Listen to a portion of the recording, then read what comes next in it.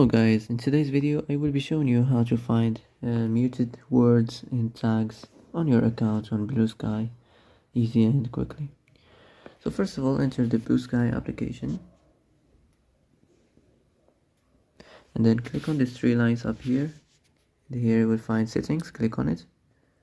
Now you will find moderation, and as you see here you will find muted words and tags, so click on it. Now you will find this add muted words and tags. So that's it. That's how to find or how to add your muted words and tags easy and quickly. Well, that's it for today's video. I hope this is the answer you've been looking for. If you like this video, don't forget to like and subscribe. And that's it. See you in the next video.